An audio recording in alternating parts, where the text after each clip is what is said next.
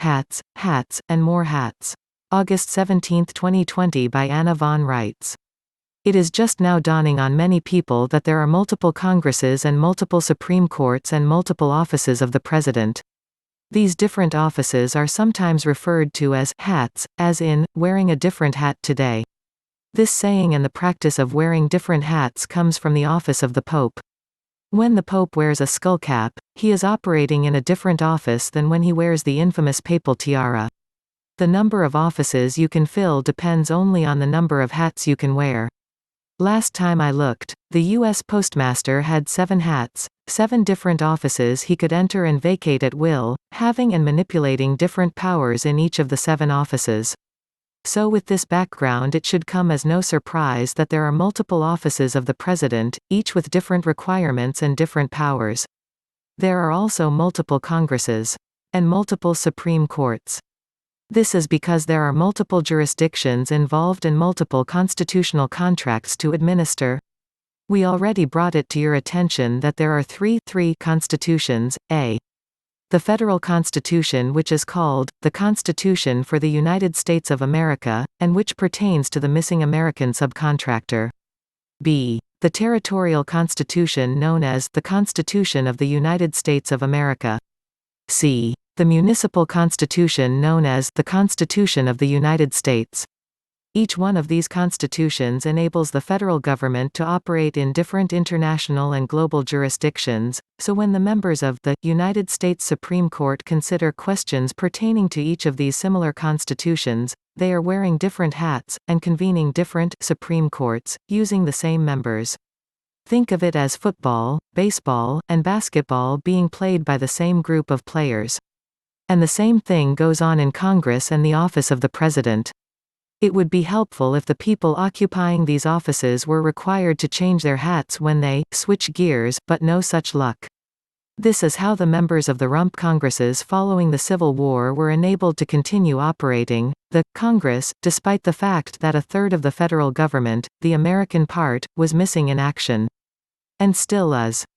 They simply operated the territorial and municipal offices of Congress instead of the offices of what is called the Federal Republic, switched hats, and carried on, leaving the actual federal government intended by the American people sidelined.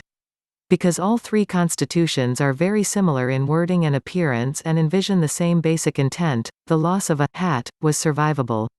Because the federal government has always survived on purloined credit and revenue from the regulation of alcohol, tobacco, and firearms, the financing was only tricky on the front end. The territorial Congress is not allowed to issue actual asset-backed money, only military script.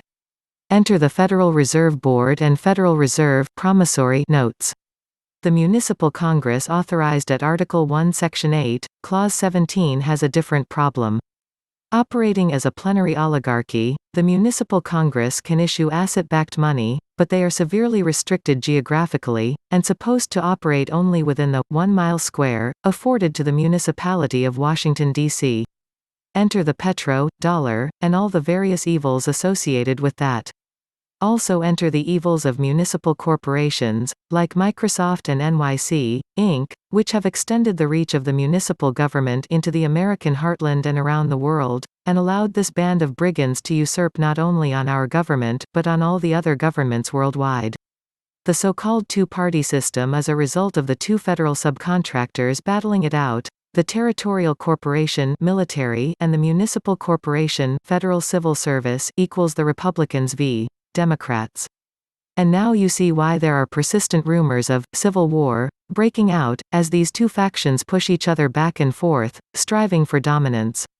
When you put this into context, you can also see why we have two brands of every federal agency and department: the municipal FBI and the territorial Federal Bureau of Investigation, the municipal IRS and the Territorial Internal Revenue Service, the municipal DOL and the Territorial Department of Labor, and so on and on. The truly interesting part of all this is that both choices are foreign governments with respect to us.